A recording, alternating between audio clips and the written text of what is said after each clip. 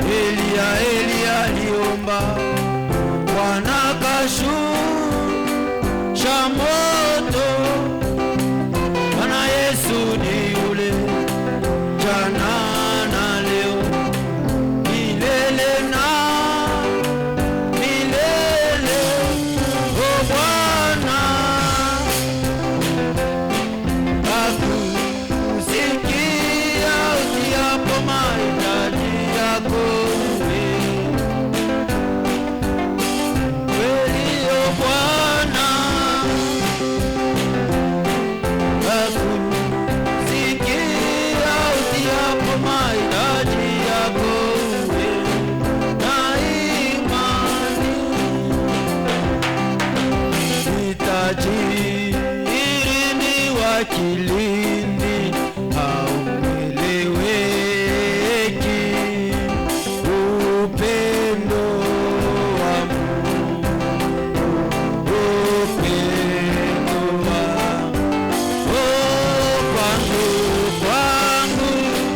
kwangu mimi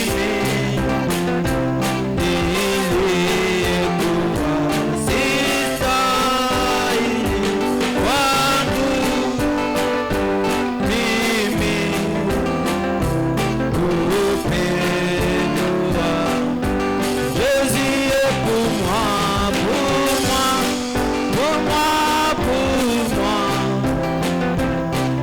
Indigne sauveur, par grâce pour moi, pour moi, pour moi. L'amour Jésus est venu. Oh, pour moi, indigne sauveur, par grâce pour moi, l'amour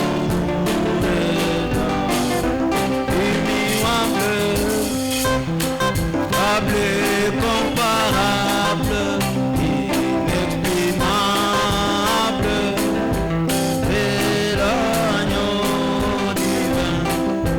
Oui, l'amour est- Jésus est venu pour moi, pour moi, pour moi. Indigne sauveur, par grâce pour moi, pour moi, pour moi. L'amour Jésus est pour moi, pour moi, pour moi, pour moi.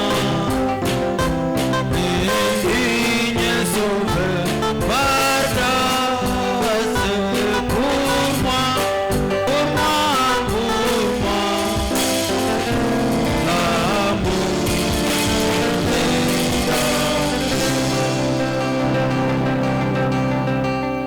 Que le Seigneur vous bénisse. Bwana ubariki.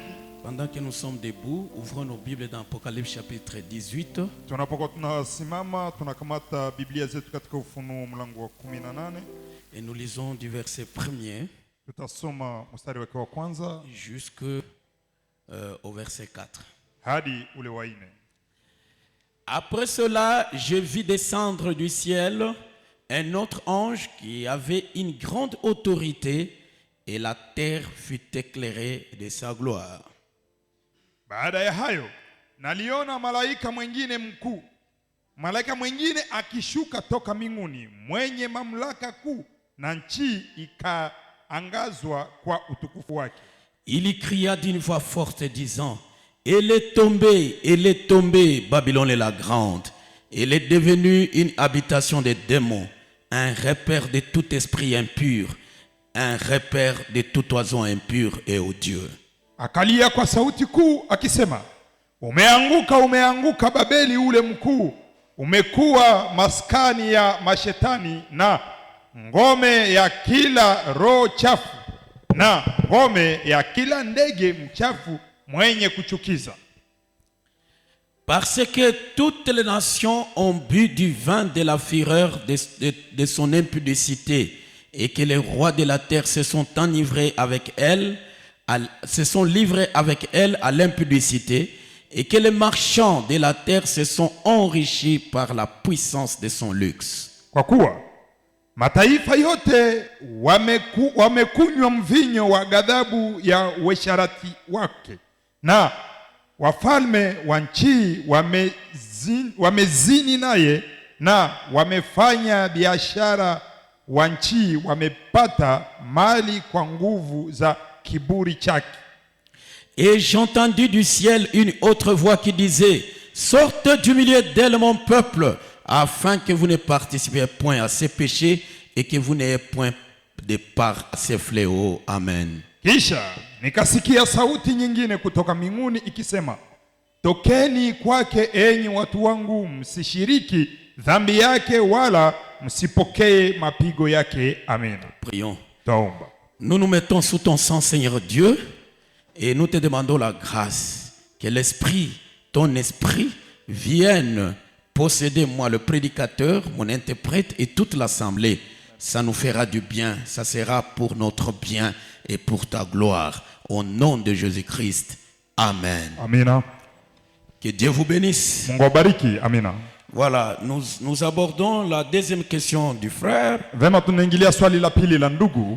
Amen. Amina. Et le frère a dit ceci. Naye ndugu amesema hivi. Acte du Saint-Esprit, Matendo ya Roho Mtakatifu du 19 décembre 1954, paragraphe 87. ya tariki 19 Disemba mwaka 2014 kifungo cha Alors, 17. nous lisons cette citation. Tunasoma sasa mtajo ule. Et elle dit ceci, la citation. Mtajo unasema hivi: Je pense que l'un de ce glorieux jour, na waza ya kwamba moja ya siku hizi quand tukufu, cette confédération unie des églises se rassemblera, wakati ule muungano ulioundwa wa makanisa utakapokusanyika, et que le nouveau pape sortira des États-Unis, naye papa mupya atatokea Marekani, et qu'il sera placé là selon la prophétie, naye atasimikwa pale kulingana na unabii, alors on formera une image à la bête. alafu ndiposa watamtengenezea mnyama picha. Et je vous assure, Na wahakikishia la véritable église de Dieu va se rassembler. lile kanisa halisi la Mungu litakusanyika. Les véritables et authentiques croyants venus de chez les méthodistes, Wale waamini halisi wenye kutokea kwa Methodisti, les baptistes et les presbytériens, kwa Wabatisi na kwa Presbiteri, les pentecôtistes et les nazaréens, kwa Wapentekosti na kwa Wanazareti, les pèlerins de la sainteté ou n'importe quoi, wale wasafiri wa utakaso ama izuru kwa nini se kingine, rassembleront watakusanyikaka et ils seront cimentés par l'amour de Dieu. nao watafungwa na upendo wa Mungu. Ça formera le corps du Seigneur Jésus-Christ. Itaunda mwili wa Bwana Yesu Kristo, Tous les croyants waamini wote et les libres penseurs na wale wenye mawazo ya uhuru et les gens à l'esprit superficiel na hawa watu wenye kuwa na roho ya juujuu seront jetés d'un côté. watatupwa upande, Ils iront tout droit dans la confédération des églises. na wataenda papo hapo katika ule muundo wa kanisa. Et le frère demande, Naye ndugu anauliza, cette citation est-elle déjà accomplie? je, mtajo huu umeshatimilika? Si oui, quand et comment? Kama ni ndio, ilikuwa lini na ni namna gani? Et comment les véritables croyants sortiront ou viendront des baptistes, méthodistes, etc. Ndio wale waamini halisi watatokea kwa Wabatisi, kwa Wapresbiteri na kwa Methodisi na kadhalika. Amen. Amina. Alors, en voulant comprendre la question du frère, Sasa mkutaka kuelewa hili swali la ndugu, le frère veut savoir ndugu anataka jue si kama les véritables croyants, wale waamini halisi, ou plutôt quand est-ce que ama ni wakati gani et comment na ni namna gani ils sortiront ndio watatokea des différentes églises kwa makanisa tofauti pour pour se rassembler kusudi ya kukusanyika et former le corps de Jésus-Christ. na kuunda ule mwili wa Yesu Kristo. Amen. Amina. Et Normalement, Na kwa kweli quelqu'un qui a déjà suivi le message beaucoup de fois, mtu ambaye ameshafuata il ne, ujumbe il ne siku poserait pas nyingi cette question. hawezi tena uliza hili swali, Parce que tous les croyants savent que Branham est venu sortir les gens de toutes les églises, kwa sababu waamini wote wanajua kama Branham alikuja kutosha watu kwa pour makanisa na former makanisa le corps de l'épouse. kusudi ya kuunda ule mwili wa bibi harusi. Bon, peut-être que le frère n'a pas bien exprimé sa question, je ne sais pas. Labda ni ndugu ambaye hakufanya waziwazi swali hili, sijui. Mais franchement, je me suis demandé comment un ancien croyant peut poser cette Lakini question. kwa kweli nimejiuliza namna gani mwamini wa zamani anaweza uliza aina ya swali hili.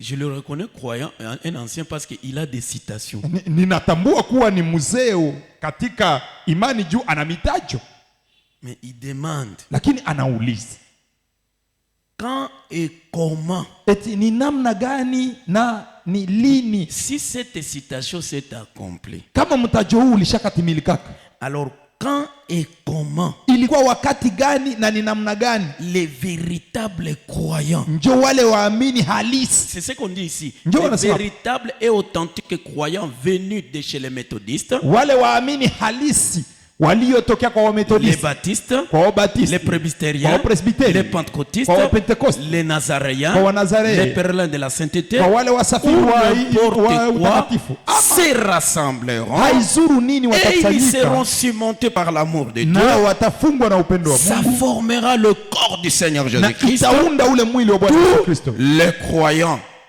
na waamini wote ça formera le corps du Seigneur Jésus-Christ. itaunda mwili wa Bwana Yesu Kristo Tous les croyants. kwenye waamini wote. Amen. Amina. Alors, le frère demande, Sasa ndugu anauliza quand est-ce que les gens ont quitté les méthodistes, les pentecôtistes, ni wakati gani ndio watu walitoka kwa Wamethodisti, kwa pour Wapentekoste former le corps de Jésus-Christ? kusudi ya kuunda ule mwili wa Yesu Kristo. Franchement, Kweli je kweli me suis dit, mes frères, il s'est embrouillé comment? nikajiuliza ndugu anafarakanika kiasi gani, Mais il ne se comprend pas lui-même. ni kama hajielewe hata yeye mwenyewe, Il ne voit pas que manake haone kama lui-même a quitté chez les méthodistes Ye ou chez mwe- les pentecôtistes ye peke kwanza alitoka labda kwa Wamethodisti, kwa pour venir Wapentekoste être l'épouse. kusudi akuje kuwa bibi harusi. Parce qu'il dit quand et comment. Juu anauliza ni wakati gani na ni namna gani. Alors, Alafu je ne sais pas ce qu'il a embrouillé. sijui nini Alors, kimemvuruga, en cherchant de savoir là où peut-être il s'est embrouillé pour que je tente de répondre. na mkutafuta kujua wapi kwenye alijivurugia kusudi nijaribu kujibu. J'ai élevé la pensée depuis le début de la citation. Nikatoa wazo lote kulisoma kuanzia mwanzo wa Mais sa mtajo, question c'est, lakini swali lake ni cette citation est-elle déjà accomplie? je, mtajo huu umeishatimilika? Alors, si oui, Sasa kama ndio umeshatimilika, le fond de la question c'est quand et comment les véritables croyants sortiront ou viendront des baptistes, méthodistes, etc. kilindi cha swali ni itakuwa siku gani ama namna gani ndio wale waamini halisi watatoka kwa Presbiteri, kwa Wabatisti na kwa Wapentekoste na kuja kuunda mwili wa Kristo wa bibi harusi. Kama shia hapa hii miaka yote Si nous ici toutes ces années, atujue kashinjo bibi harusi nous n'avons pas encore compris que c'est nous l'épouse. kusudi tuanje juliza aenjo tulitoka kumazehebu au tutatoka simsiyaelewa. Pour qu'on commence à se demander comment est-ce qu'on sortira des dénominations. Ah, là je comprends pas. Wakati gani yenye baamini ya kweli batatokaka kule kubabatiste? Parce qu'il se demande mais comment ça sera quand est-ce que le véritable croyant quitterait les baptistes Kusudi bakusanyike pour qu'ils se rassemblent na bayenge mwili wa Yesu et Kristo. qu'ils forment le corps de Christ. Kwa ufupi En bref, hein, ni wakati yenye Branham anakuya. c'est quand Branham vient. Ndio maana nilisoma ile Apocalypse 18. C'est pourquoi j'ai lu Apocalypse 18. Juu, Parce que bon, je ne sais pas ce qu'on enseigne dans l'école de dimanche. sijui katika shule la Jumapili wanafundisha monini.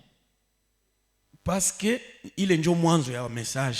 Kwa sababu c'est ça le début même du message. Ya kujua kama Branham alikuya, Mungu anamwambia sortez, anaambie batu sortez du milieu de mon peuple. De savoir que Branham est venu et que Dieu lui a donné pour commission de venir nous dire ondokeni katikati yao watu wangu. Et Branham njo anakiambia batu C'est Branham batoke. qui est venu dire aux gens de sortir de là. Katikati yake nani? Au milieu de qui? Katikati yake ule Babiloni mkuu, Au milieu de Babylone la grande, mama ya makahaba la mère des impudiques na machukizo ya nchi. et le blasphème du pays. Ule Babiloni njo katolika, Cette Babylone, c'est les catholiques. ye ni mama ya makahaba. Wale elle est la makahaba mère des njo impudiques. bale ba baptiste, ba Les presbytérien, impudiques sont les ba baptistes, les pentecôtiste. presbytériens, les pentecôtistes, ainsi de Sasa suite. kazi ya Branham Alors, le travail de Branham, ni kukuya ambia batu se mutoke mutoke c'est mutoke de venir mutoke. dire aux gens, sortez, sortez, Njo sortez. hii verset tulisoma Voilà le hapa. verset qu'on a lu ici, dans Apocalypse 18. Njo hii verset tulisoma C'est le hapa. verset qu'on a lu dans Apocalypse 18. Iko wapi? Njo hii. Ça y est où? Aseme nikaona malaika Il dit, j'ai vu un ange mwenye alikuwa na nguvu mingi qui était puissant na mwangaza yake ikaangaza dunia yote, et son éclat a éclairé le monde entier. kisha akalalamika kwa sauti kuu Et il a crié à haute voix. akisema, ameanguka, Elle est tombée. Elle ameanguka, est tombée. Babiloni mkuu Babylone la grande. amegeuka kuwa nyumba ya mapepo, Elle est devenue l'habitation des démons kusanyiko ya maroho chafu et le rassemblement des mauvais esprits na ya mandege chafu, et des mauvais oiseaux. kwa sababu Parce que amelewesha dunia muzima na mvinyo ya ukahaba wake. elle a enivré le monde entier par les vins de son adultère.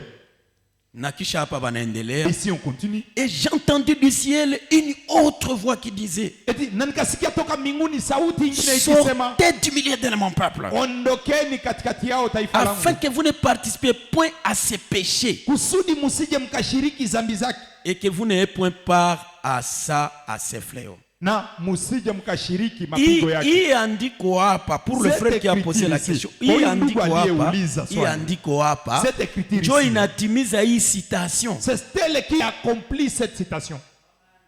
Huyu malaika mwanakuya sema sortez du milieu de mon peuple. Cet ange qui vient crier, ondokeni miongoni mwao watu wangu. Saya nalalamika vile sasa njo batu wanatoka. Quand il crie ainsi, alors les gens sortent. Wale batu njo weye. Et ces gens-là, c'est toi. Bo, labda ni mtu mwalizaliwa mu message. Peut-être que c'est quelqu'un qui est né du message. Ok. Njo alipose question. Qui a posé la question? Sasa anajuiza Alors, il akose se kutakuwa demande. siku akose kule kuko batakatifu batakia toka ako siku moya. Peut-être que là, il y a des saints qui itéraient là-bas. Saa Un moya, jour, saa peut-être- moya, saa moya ufrere alizaliwa mu message. Peut-être que ce frère ici est né dans les Kisha messages. sasa sana nakuta hapa Alors quand il arrive ananja ici, juliza mbo. il se pose la question. Bon, Shie tunaamini shie njo bibi harusi. vous croyez être l'épouse. Mais hapa banasema batatokea njo kuba methodiste. Mais ici, ils disent qu'il viendrait plutôt des méthodistes.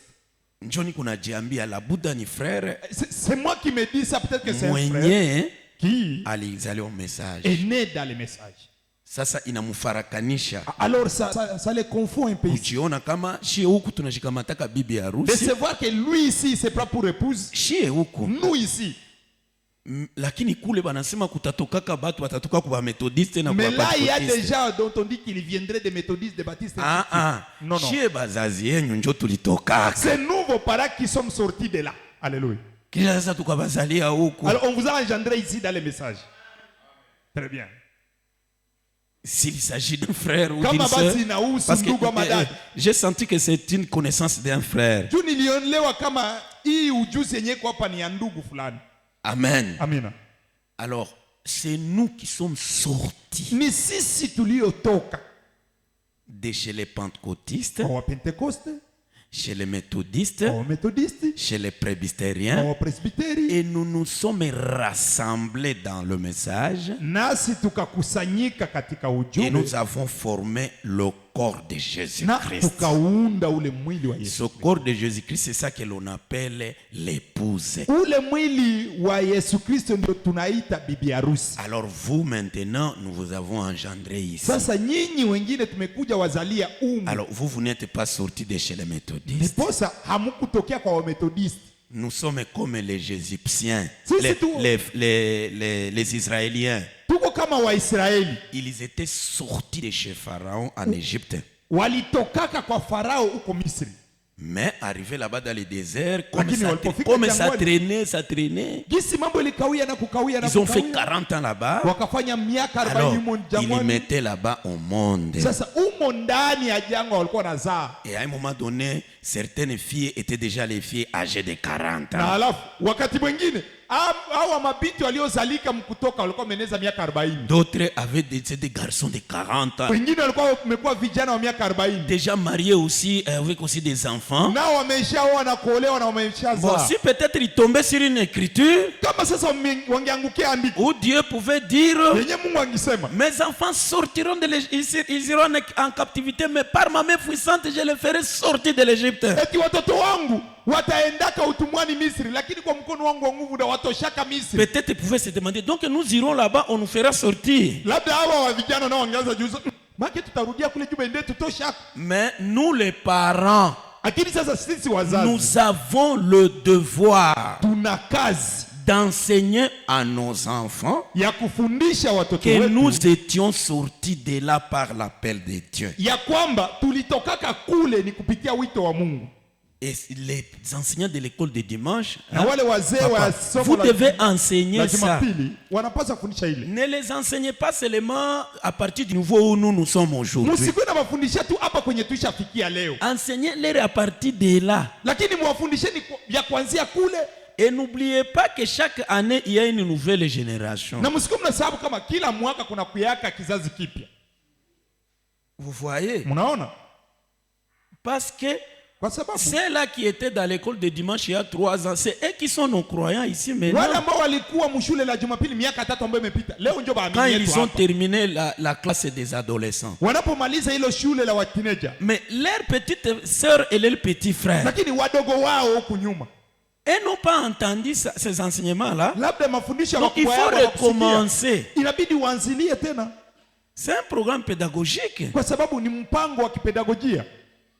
En première, on enseigne toujours les mêmes choses. Mkila darasa la kwanza banafundishaka jambo lile lile. Même si l'enseignant est licencié, Hata mwalimu akiwa na shahada ya il lisansi, ne va pas commencer directement les algèbres. Hein? Il hata commencer ukia à hizo écrire hesabu là-bas. kubwa kubwa, anaanzia tu ya chini huku ya msingi, Pour que tout le monde sache que nous étions là-bas et nous sommes sortis Alléluia. par un appel de l'ange de Dieu. kusudi kila mtu akwene endelea na anajua kama tulikuwaka kule na kupitia wito wa malaika tukatoka. Alors ils diront, comme en Israël, les enfants disaient, nos pères nous ont dit. Kama vile Israeli walikuwa nasema eti baba zetu walituambia. Hey, que Dieu vous bénisse. Mungu abariki, C'est amen. comme ça qu'il est écrit dans la Bible. Vile ndio inaandikwa katika Biblia. Les Juifs disaient, nos pères nous ont dit. Eti Wayahudi walikuwa nasema eti baba zetu walituambia. C'est pourquoi un jour Gédéon, Na ndio maana siku moja Gideoni il avait dit à l'ange de Dieu, anamwambia malaika wa Mungu, si Dieu est avec nous, eti kama ule Mungu uko pamoja où nasi, sont les prodiges là que nos pères nous ont dit? ile miujiza yenye baba zetu walituambiaka iko wapi basi? Donc nous les pères, Nikusema sisi mababa nous devons leur dire, tunapaswa kuwaambia, en les racontant comme une histoire, mkuwahadisia kama hadithi que vous savez nos enfants, ya kwamba unajua nous wanangu, étions des esclaves spirituellement parlant. sisi mukiroho tulikuwa watumwa. La dénomination, le diable à travers la dénomination nous tenait sous l'esclavagisme. Zehebu, shetani kupitia zehebu yake alikuwa anatutia Puis utumwani. Dieu est venu à travers Branham nous libérer. Kisha kupitia Branham Mungu akaja kutukomboa. Et vous les lisez ce verset ici. Na alafu mnawasomea Dieu avait shairi. déjà annoncé qu'un ange viendra, il dira sortez du milieu de mon peuple. Mungu alikuwa ameshatangaza kimbele kama siku moja malaika atakuyaka na kusema ondokeni miongoni mwao taifa Pour langu. que là-bas, vous ne puissiez pas rester là-bas pour ne pas participer au péché qui est là-bas. Ondokeni kule, msibaki kule kusudi msije mkashiriki dhambi iliyo Et kule. que quand je vais frapper avec les fléaux, que les fléaux là ne tombent pas sur vous. Na sasa juu ya ile dhambi nitakapopiga, yale mapigo yasije yakawaangukie. Et Dieu a fait comme ça aussi avec Israël. Na Mungu alifanya jambo lile lile Moïse est pamoja na venu les Israeli. retirer. Musa Et les alikuja fléaux ont commencé kuwatosha, à tomber là-bas. na alafu mapigo yakaanza kuanguka pale. Alors ici aussi, Dieu a prévu qu'il enverra un ange Na hapa nako Mungu alikuwa ameandaa kama atatumaka malaika qui doit crier, sortez du milieu de mon ambaye peuple, atakayelia kwa sauti kubwa, ondokeni afin miongoni de ne mwa pas taifa langu, participer à ces péchés ili msije mkashiriki dhambi zao et que vous n'ayez point part à ces fléaux. na msije mkashiriki hata kidogo mapigo yake, Juu basende na waza tunakuwa dini sawa zile zingine. pour que il n'aille pas penser que nous sommes une dénomination comme les autres. Il faut kuwafundisha Exode. Il faut Mwalimu, leur apprendre il faut l'exode. kuwafundisha Exode. Apprenez-leur l'exode. Amen, amen. Non, non. Voyez? Usirukie tout troisième Exode ou faisait premier Exode. Ne sautez pas à la troisième exode. Commencez par la première exode. Bilikuwa kaifala unasema habari ya bakule. C'était ceci. Alors, vous parlez de Deuxième ce qui s'est Exode passé unasema Yesu na alikuyaka katosha sasa watu mwa ile vitu ya Moïse ile. là-bas. Et la deuxième exode, c'est que Jésus est venu faire quitter les gens de ce qui était Moïse. Troisième Exode sasa Branham alikuya katosha watu mu madhehebu. Et la troisième exode, Branham vient faire sortir déjà des dénominations. Baba yetu katokaka. Alors nos parents sont sortis de là. Njoo hii Efesien ikakuwaka. Et c'est là qu'on a eu cet Éphésien. Amen. Njoo mnakuwa na mambia hivi. Voilà ce que vous devez leur dire. Amen, amen. Que Dieu vous bénisse. Mungu awabariki. Que Dieu vous bénisse. Mungu awabariki, amina. Alors, en essayant de comprendre toujours la question du frère, Sasa mkujaribu kutafuta kuelewa swali la ndugu, j'ai estimé qu'on doit parler de tout ce qui est ici dedans. nikaelewa basi kama inabidi tuzungumzie hivi vyote vya viko humu. Que le nouveau pape sortira des États-Unis et qu'il sera placé là selon la prophétie. Kusema papa mpya atatokeaka Marekani na atasimikwa pale kulingana na unabii, Alors on formera une image à la bête. na ndiposa watamtengenezea huyu mnyama picha. Et je vous assure, Na wahakikishii la véritable église de Dieu va se rassembler. kanisa halisi la Mungu litakusanyika. Alors, je peux encore tenter de comprendre dans la pensée du frère Pale tena mimi naweza tafuta tena kuelewa katika wazo la ndugu que ya kwamba il s'est dit, bon, akajambia labda ce pape-là qui doit sortir des ule États-Unis, papa atakayetokea Marekani quand lui sort, sana atokee on va former l'image de la bête. chapa ya mnyama, picha ya mnyama ama sanamu ya mnyama inatengenezwa. Sanamu. Sanamu. Yes. L'image de la bête. Sanamu ya mnyama Alors, inatengenezwa. quand on va former l'image de la bête, Wanapotengeneza sanamu ya l'épouse mnyama, aussi va se rassembler. kanisa pia anakusanyika. Alors, le frère s'est demandé, Ndugu je anajiuliza, m'imagine, najambia labda parce que sa question est globale. Est-ce que cette chose est déjà accomplie? juu swali lake kabisa ni la kwene. Je, imeshatimilika hii mtajo? Alors, il faut savoir maintenant, nini iko mumutajo. Alors, vous devez chercher à comprendre qu'est-ce Alors, qui est je réellement dans la m'imagine citation. peut-être il s'est demandé, est-ce que l'image de la bête a déjà été formée? Niko najiambia labda alijiuliza, je, ile sanamu ya mnyama imeshaundwa? Et ça doit être formé quand un pape sortira des États-Unis. Na itaundwa ni wakati papa ametokea Marekani. Et quand cette image de la bête est formée, Na sasa sasa ile sanamu ya mnyama l'épouse, inatengenezwa. les véritables croyants sortiront des méthodistes et de tous les partout. Waamini halisi ndio wanaanza sasa tokea mu Methodisti na Ils kadhalika. formeront le corps de Jésus-Christ. Ndio wanaunda mwili wa Yesu Kristo. Alors, est-ce que Alafu sasa, l'image de la bête est déjà formée? je, ile sanamu ya mnyama ishafanyika? Alors, si oui, Kama ndio, maintenant, est-ce que aussi l'épouse est déjà sortie de chez partout là? sasa je, bibi harusi naye ameshatokea kule kote? Alors, ma réponse, mon frère, qui a Sasa posé la ndugu yangu question, uliyeuliza swali, cette citation est déjà accomplie. mtajo huu umeshatimilika. Alors, je vais tenter, à la limite de mes connaissances, Sasa kwa gisi nijuavyo, nitajaribu de vous montrer. kukuonesha. Amen. Amina. De vous montrer. Kukuonesha. Je vais d'abord parler de l'image de la bête. Kwanza nitazungumzia hiyo sanamu ya mnyama.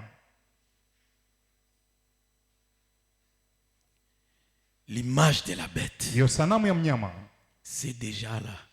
tayari iko Elle pale, s'est déjà formée. imeshatengenezwa. Qu'est-ce que l'image de la bête? Sanamu ya mnyama ndio nini? Hein? Hein? On va lire d'abord dans la Bible, hein, parce Tutasoma kwanza katika Biblia. qu'il y a ceux qui ne connaissent pas là où on parle de l'image de la bête. Juu kuna wale ambao hawajui ni wapi C'est kwenye huyo sanamu Apocalypse chapitre anazungumziwa. 13. Ni katika Ufunuo mlango wa 13. Il est dit ceci. Nasemekana hivi.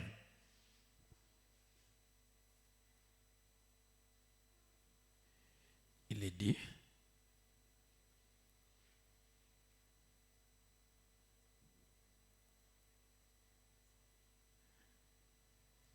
Voilà, lisons à partir du 13 à partir du verset 11. Tuanzie mstari wa 11. Il est dit ceci. Nasemekana hivi. Puis je vis monter de la terre une autre bête. Kisha nikaona mnyama mwingine akipanda juu kutoka katika nchi. Lisons à partir du début. Tuanzie mwanzo.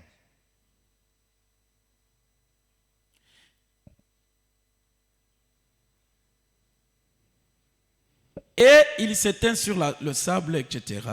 La bête que je vis était semblable à un léopard. Je suis au chapitre 13 au début.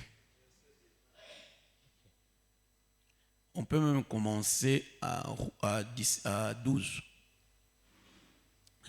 Et le dragon fut irrité contre la femme et il s'en alla faire la guerre au reste de sa postérité. Le verset 12, la fin du verset 12 sur le verset, chapitre 12, verset 17. Oui. Chapitre 12. Et ceux qui gardent, à ceux qui gardent les commandements de Dieu et qui ont le témoignage de Jésus. Tunaanzia mwisho wa sura ya 12. Mstari ni 17. Joka akamshirikia yule mwanamke, akaenda zake afanye vita juu ya wazao wake waliosalia, wazishikao amri za Mungu na kuwa na ushuhuda wa Yesu. Naye akasimama juu ya mchanga wa bahari. Et il s'éteint sur le sable de la mer. Puis j'ai vu monter de la mer, suivez ceci, les gens qui n'ont jamais entendu parler de la bête. Puis j'ai vu, nous sommes au chapitre 13, verset 1, puis j'ai vu monter de la terre une bête qui avait 10 cornes et 7 têtes. Kisha nikaona mnyama akitoka katika bahari mwenye pembe 10 na vichwa 7. Et sur ces cornes 10 diadèmes et sur ces têtes des noms de blasphème. Na juu ya pembe zake ana vilemba 10 na juu ya vichwa vyake majina ya makufuru. Vous comprenez? Unaelewa? Une bête était sortie de la mer. Mnyama alikuwa ametokea baharini. Cette bête-là avait 10 cornes. Mnyama huyu alikuwa na pembe 10 et avait 7 têtes. Na alikuwa na vichwa 7. Et sur ces cornes-là, na kwenye hizo pembe il y avait 10 diadèmes. Palikuweko vilembe 10. Et sur ces 7 têtes-là, na kwenye vichwa 7 vile, il y avait des noms de blasphème. Palikuweko majina ya makufuru. Est-ce que vous suivez très bien? Unafuata vizuri? La bête que j'ai vue était semblable à un léopard, ses pieds étaient comme ceux d'un ours et sa gueule comme une gueule de lion. Le dragon lui donna sa puissance et son trône et une grande autorité. Na yule mnyama niliyemwona alikuwa mfano wa chui, na miguu yake ilikuwa kama miguu ya dubu, na kinywa chake kama kinywa cha simba. Yule joka akampa nguvu zake na kiti chake cha enzi na uwezo mwingi. Alors, pour aller vite, Frère Branham dit ceci. Cette bête ici, c'est Vatican. Les 7 têtes là, la Bible dit au chapitre 17, toujours ici, dans la Bible. Pas encore l'interprétation du prophète dans la Bible. Si mnashindwa katana convaincre les catholiques, amujue Bible. Vous voyez, c'est là que vous n'arrivez même pas à convaincre les catholiques parce que vous ne connaissez pas la Bible. Pourtant, nous on faisait sortir déjà du catholique. L'air lisant la Bible. Amen. On a dit tout. Jésus est venu. C'est ça. On a Jésus est venu. Le troisième poule. Ça, c'est le troisième poule. C'est au-dessus. Sasa ukienda ku chapitre 17, Alors si vous allez au chapitre 17, Biblia inasema hivi, ule munyama la Bible dit que cette bête, ile bichwa yake saba c'est cette tête-là, ni milima saba. sont 7 montagnes. Huku ku chapitre 17, Ici mtenda maintenant soma au chapitre 17, kunyumba. vous pouvez aller le lire à la Ni maison. milima saba. Sont 7 montagnes. Juu ukishuka ku chapitre Si 17, vous descendez au chapitre 17, banasema juu ya mwanamuke on parle d'une femme là-bas mwenye alikuwa nakalia huyu munyama, qui était assise sur cette bête. na banamusema tena gisi huyu munyama alikuwa na ile bichwa saba, Et on dit encore que cette bête avait 7 têtes. na kisha banasema sasa Et là on parle ile alors, bichwa on saba dit que ces 7 ni têtes bilima saba sont 7 yenye montagnes. ile ni mungini yenye nayengewa kubilima saba. C'est une ville construite sur 7 montagnes. Sasa umu mudunia Maintenant ici sur la terre, munakwaka mingini vile mbili tu, il y a seulement 2 villes. hapana pays vile Pas de pays mais des villes yenye nayengewa kumilima saba. qui sont construites sur 7 montagnes. Ni mungini ya Vatican C'est la ville du Vatican na mungini ya Mississippi, et la ville de Mississippi. ndio zinakwaka kumilima saba. Il n'y a que ces 2 villes qui sont sur cette montagne. Alors ndio unaona Abrahamu kunasema sasa, banasema huyu munyama yeye alikuwa na nguvu Alors ici, Branham dit que cette bête ici, on dit qu'elle avait la puissance yenye ilikuwa naleta dunia yote imuogope qui faisait que le monde entier lui craignait na imuabudu. et l'adorait. Est-ce que Mississippi Est-ce que iko na Mississippi nguvu mudunia? a vraiment de la puissance sur la terre? Kumbe ile ingine mungini njo tutaangalia, Donc, on va plutôt s'intéresser à l'autre ville, njo là. banaita Rome. Cette ville qu'on appelle Rome. Est-ce que tuko pamoja? On est ensemble, hein? Sasa ile Rome, Maintenant, cette Rome, Vatican. le Vatican. Vatican njo eglise catholique. Le Vatican, c'est l'église catholique. Na mkubwa mwanakuwaka pale njo jina yake pape, Et le chef qui est là, on l'appelle le pape. njo munyama. Et c'est lui la bête. Est-ce que tuko pamoja? On est ensemble. Sasa banasema hivi, Maintenant, il est dit ceci. ule munyama sasa, Cette bête-là, la bête que j'ai vue était semblable à un léopard, ses pieds étaient comme ceux d'un ours et sa gueule comme une gueule de lion. Le dragon lui donna sa puissance et son trône et une grande autorité. na yule mnyama niliyemwona alikuwa mfano wa chui, na miguu yake ilikuwa kama miguu ya dugu, na kinywa chake kama kinywa cha simba. Yule joka akampa nguvu zake na kiti chake cha enzi na uwezo mwingi. Huyu joka kama munapenda mumujue, Si vous voulez connaître unaona huyu joka ce serpent, anapatia ule munyama nguvu yake yote vous voyez que na anamupa le kiti serpent, yake ya enzi. le serpent cède à la bête toute sa puissance et son trône. Ukipenda ujue ujoka, unarudia hapa yulu ku chapitre 12. Si vous voulez comprendre qui est ce serpent, alors vous retournez au chapitre 12. Banasema kuko nyoka yenye balitupaka jina yayo Lucifer, shetani. Il est dit qu'il y a un serpent qui avait été précipité. Son nom, c'est Lucifer, le diable et Satan. Njoo hii unaweza soma Vous hapa pouvez ku le lire chapitre ici. 12. Au chapitre 12. Unaona? Voyez, Banaandika hivi. il est écrit ceci.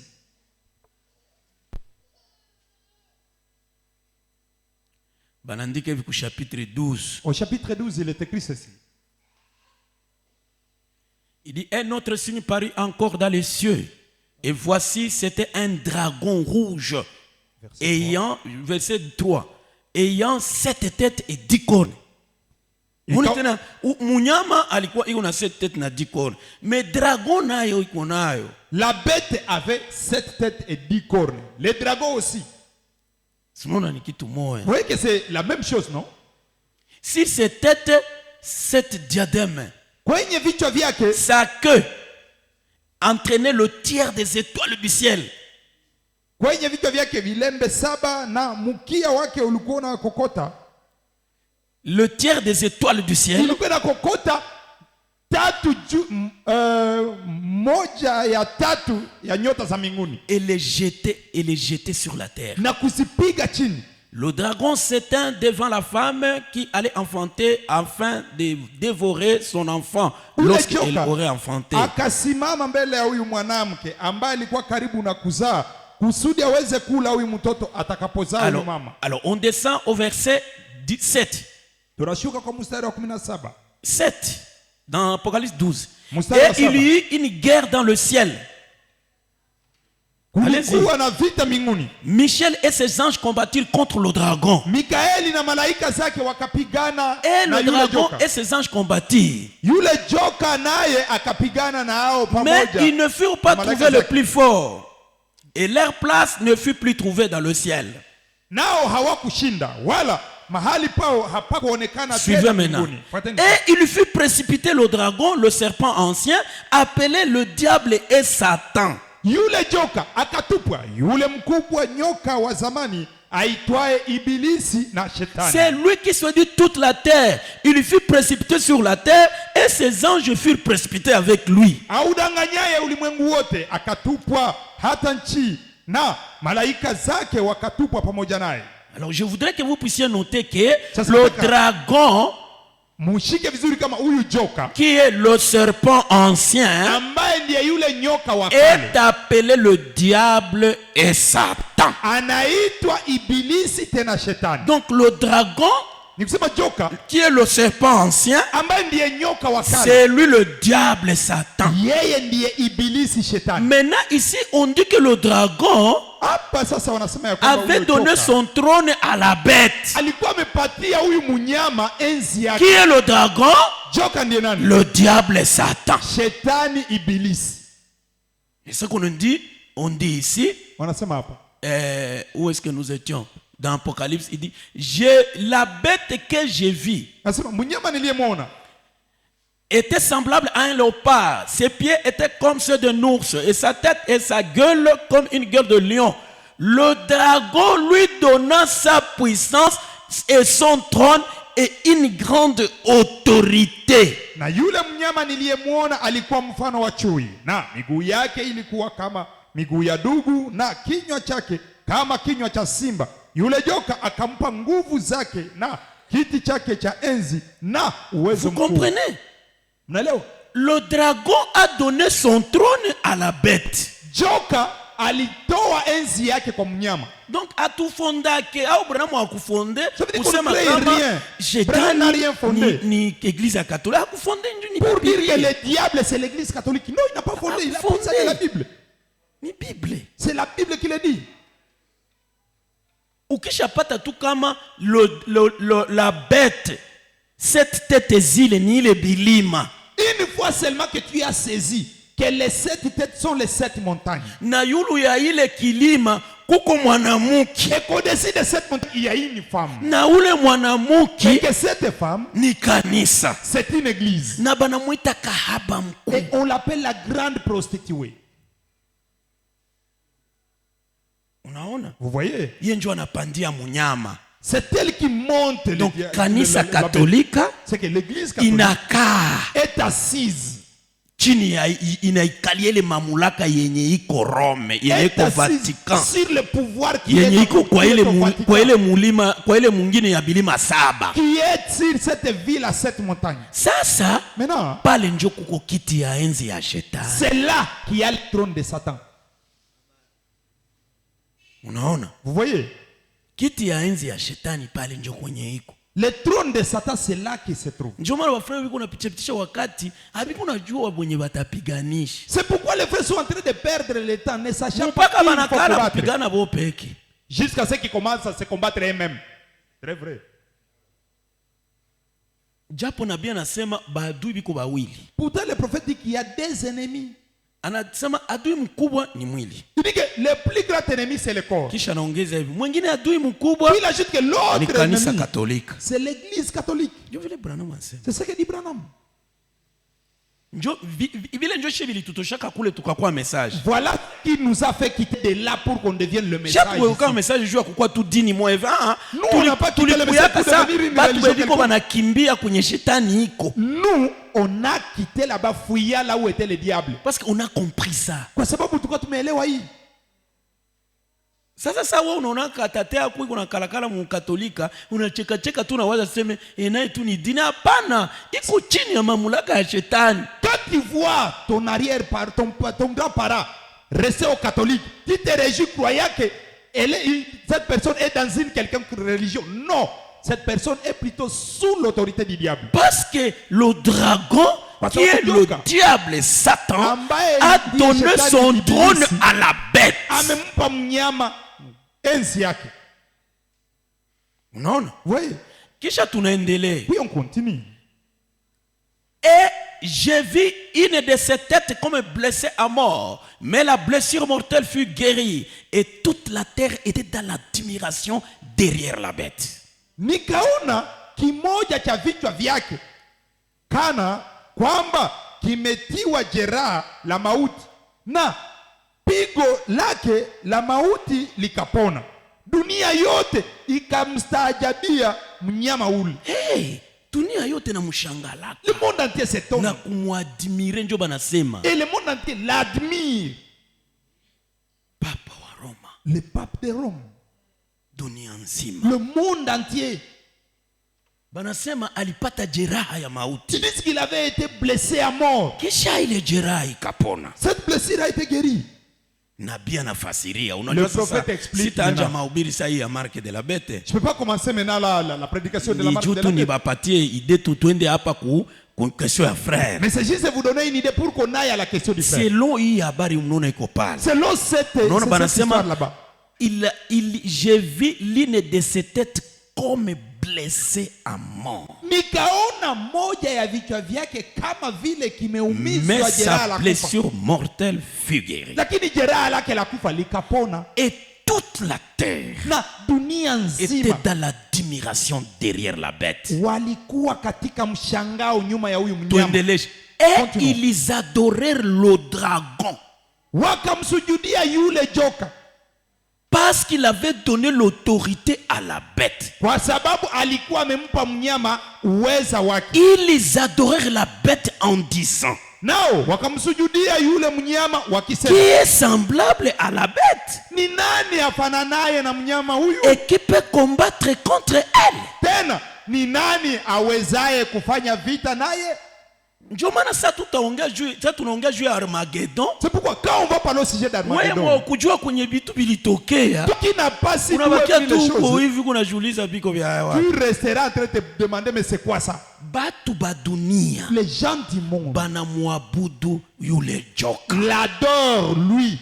Kupitia yule munyama. Au travers de la bête. OK. Mko mnasikia? Vous suivez ça? Banabudu shetani. Ils adorent le diable. Kupitia munyama. Au travers de la bête. Na wanabakia wakishangaa. Et ils restent là s'étonnant. Ati nani mwenye anafanana kwanza na huyu? Disant mais qui d'abord est semblable à lui?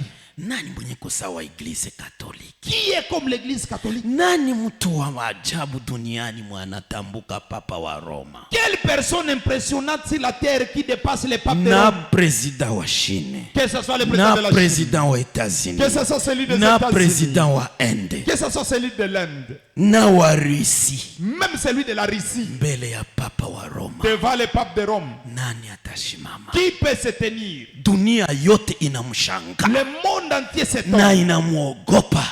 Na inasema nani anaweza kupigana na huyu? Et ils se disent mais qui peut combattre celui-ci? Yani kila mtu anamuogopa. Ça veut dire que tout le monde a peur de lui. Hakuna mtu anaweza kumuinukia. Personne ne peut se soulever contre lui.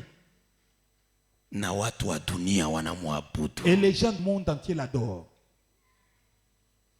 Wanaabudu yule joka. Ils adorent le dragon. Sasa sisi tuliponyoka. Maintenant nous on a échappé à ça. Tulisiki, unaona sasa sauti malaika alitoka mbinguni akalalamika, ondokeni katikati yake watoto wangu. Tu vois maintenant que l'ange est venu du ciel et il a crié à haute voix, sortez du milieu de mes enfants.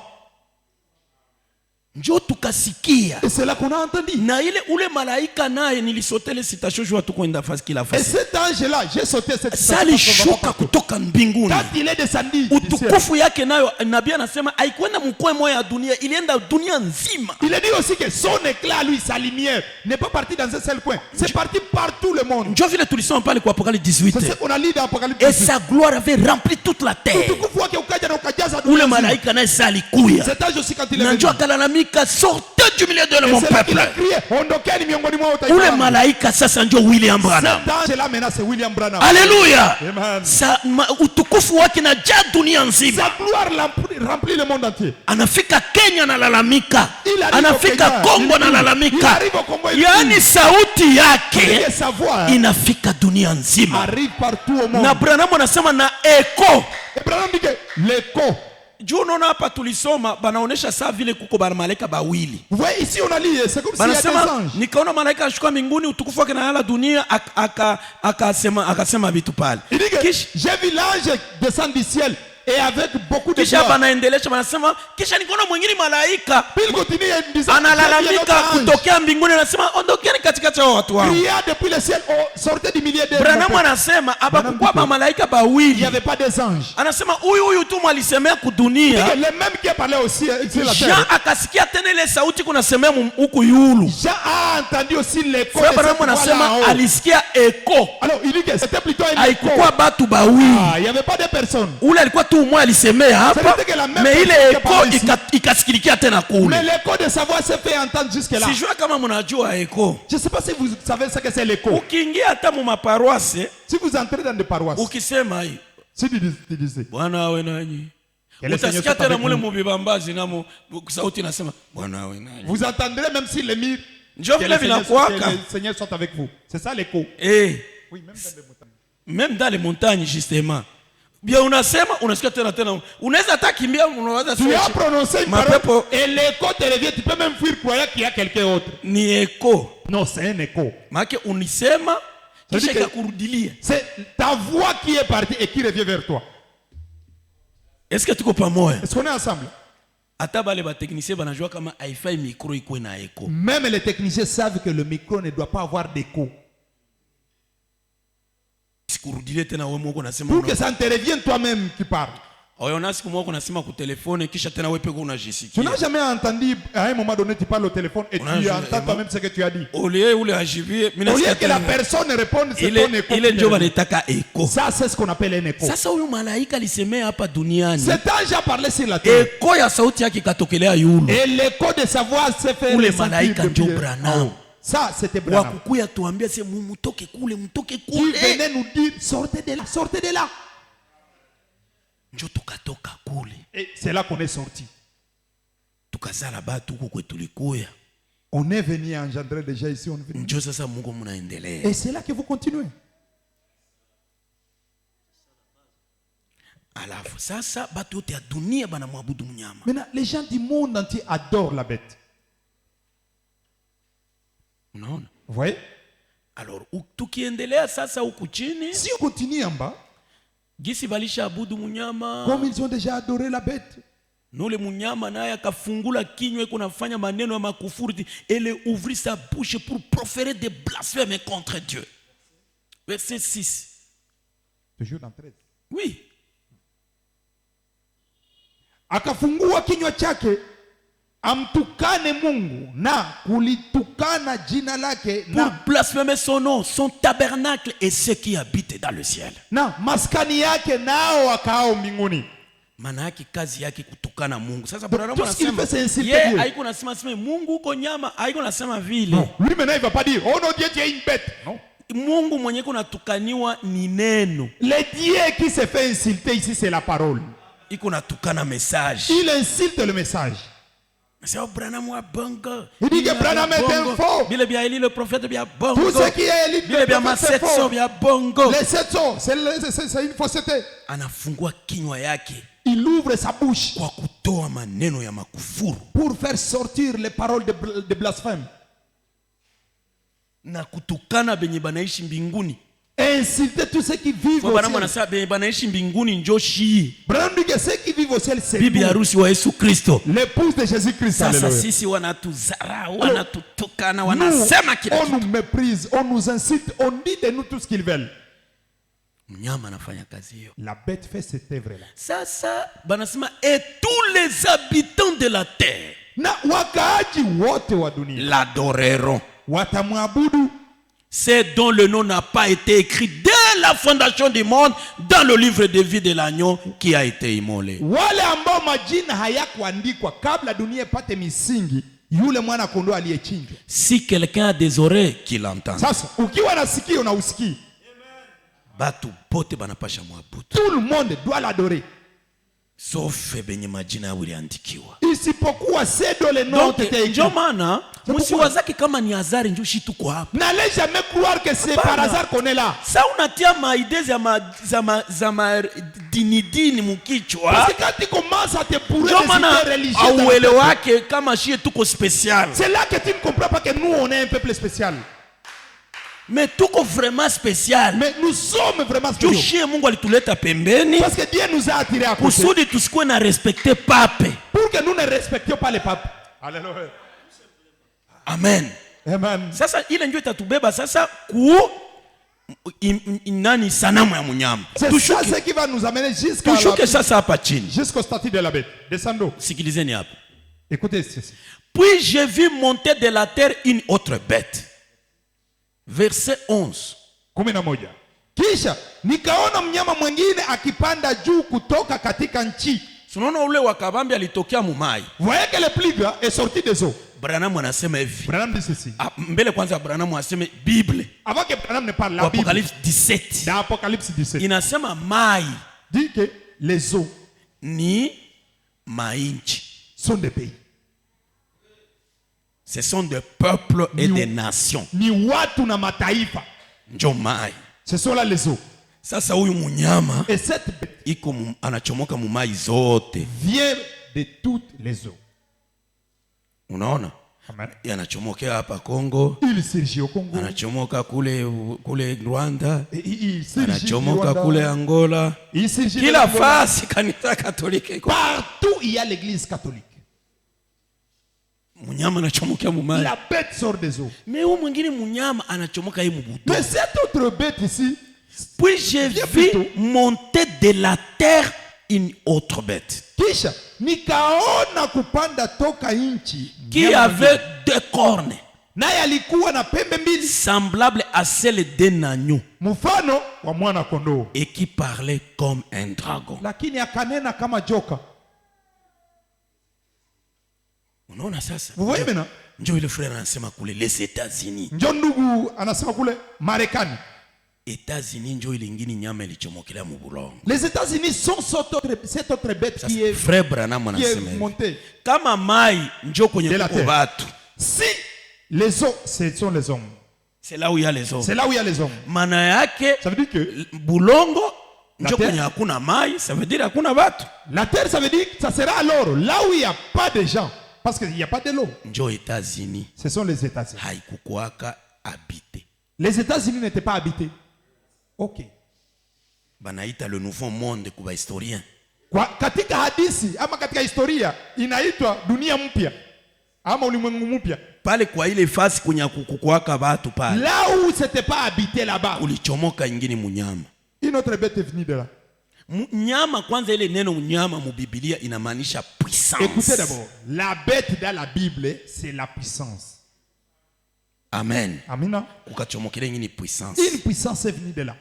Ile puissance sasa hii. Cette puissance-là Ilichomoka yo iko na mapembe mbili tu. n'avait que des cornes Na iko sawa mwana kondo. et ressemblait à un agneau. Mais mukuendelea Mais en continuant, ikaanza sema sawa ule joka. cet agneau a commencé à parler comme ce dragon. Branham anasema hivi. Branham dit ceci, États-Unis, que les États-Unis, ile puissance ya États-Unis cette puissance de cet sa États-Unis, ilianzaka quand elle a commencé, ilikuwaka ya Mungu. c'était une puissance de Dieu. Ok. Ndio maana banasema iko sawa kondoo. C'est pourquoi on dit que c'est comme un agneau. Est-ce que tuko pamoja? On est ensemble. Ilikuwaka ya Mungu. C'était une puissance de Dieu. Président wa États-Unis Le président des ule États-Unis, wa kwanza alikuwaka pasteur. le premier président des États-Unis, c'était un pasteur. Nilikuwa naambia frère mmoja jana. Je disais ça à un frère hier. Unawaza George Washington Toi, tu penses que George Washington, ile vitu alikuwa anafanya jina yayo ilikuwa kama mahubiri ce qu'il faisait ya là, neno la Mungu, wala jina yayo ilikuwa kama politique. les noms de ce que George Washington faisait, c'était la prédication de Dieu ou la politique. Alikuwa politique, alikuwa kwanza general. D'abord, George Washington était un général. Alifanyaka vita yenye ilitaka independence ya États-Unis. Il a combattu celui qui a donné aux États-Unis l'indépendance. États-Unis ilikuwa colonisé. Les États-Unis étaient colonisés.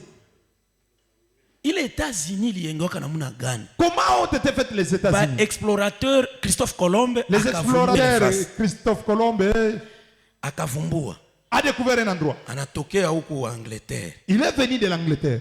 Banavumbua kule. Et il a découvert là-bas. Ukiyasema kuko ingine nchi kule nyakuna watu. Il est venu dire ici à Londres qu'il y a un autre pays là-bas mais qui n'est pas habité. Mais Branham anasema haikuwa sema kukuwa kabisa batu waseme zero. Ce n'est pas à dire qu'il y avait vraiment personne. Kulikuwaka ba Indien. Parce qu'il y avait des Amérindiens. Ba peau rouge. Des peaux rouges. Na kisha ba Américains bakabauaka bote. Et les Américains les ont tous tués. Nabii anasema le prophète dit ni Mungu que c'était Dieu. Alifanya sawa vile alifanya pia Israeli. Qui a fait ce qu'il avait fait en Israël? Ile inchi ya ahadi yenye Mungu alipatia kwa Abrahamu, ilikuwa inchi ya watu. Ce pays promis que Dieu a donné à Abraham, c'était un pays d'autrui. Haikuwa tu vilima sawa parki mko manyama hapana. Ce n'était pas des montagnes habitées par des animaux, non. Ye kwanza Abrahamu saliishi pale na iko mugeni na nabalipaka impôt. N'est-ce pas que lui-même Abraham a vécu là-bas comme un étranger payant l'impôt là-bas? Na kusudi azike bibi yake salinunuaka njo kulipa hata fasi kwa tamuziki. Et pour qu'il enterre sa femme, n'est-ce pas qu'il a acheté un cimetière, non? Mais Mungu akamuramusha usiku anaomba unaona ile kilima pale. Mais Dieu va le réveiller une nuit. Tu vois toute cette montagne et cette autre là? Inakuwa nchi yako. Tout ça devient ton pays. Njo akaishi kwake. Alors il a vécu chez lui. Sawa mugeni. Mais comme un étranger. Njo vile Biblia inasema voilà, il a vécu dans sa terre comme un étranger. Mais Mungu akamwambia mimi nakulapia Abraham batoto yako batakamate. Mais Dieu lui a dit, je te jure Abraham, tes enfants vont posséder cet endroit. Akakuwa anaambia batoto yake. Et il le disait à ses enfants, itakuwa nchi yetu. Ça sera notre pays ça. Mwisho anazala Isaka. Au final, il a engendré Anambia Isaka. Il a dit à Isaac. Isaka na yala Yakobo. Isaac qui engendre Jacob. Isaka anambia Yakobo. Isaac le dit à Jacob. Anazala bale 12. Jacob a engendré les 12. Anabambia et lui leur dit ça. Njala ina baraujisha ndugu yabo. Et ils vont vendre leurs frères. Mwisho njala inakuya. À la fin, il y a la famille. Banaenda tafuta chakula kumbi kuliko banaenda njo ndugu yabo alienda. Ils vont aller chercher la nourriture là où ils vont, c'est là qu'ils vont partir. Joseph anabapokea anabambia mulete na baba huko. Joseph les reçoit, il dit amenez aussi papa. Bakabeba baba Yakobo. Ils amènent le père Jacob. Bakafanya kule miaka 400. Ils vont faire là-bas 400 ans. Na 430 ans.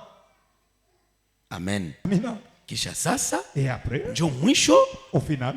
Mungu anachomoka na Moïse sasa. Dieu surgit dans Moïse. Mimi nakuya batosha. Je viens vous enlever. Ni wewe wapi? Vous amenez où? Kule. Là. Akukwa watu benyako. Est-ce qu'il n'y avait pas des gens qui habitaient ces coins?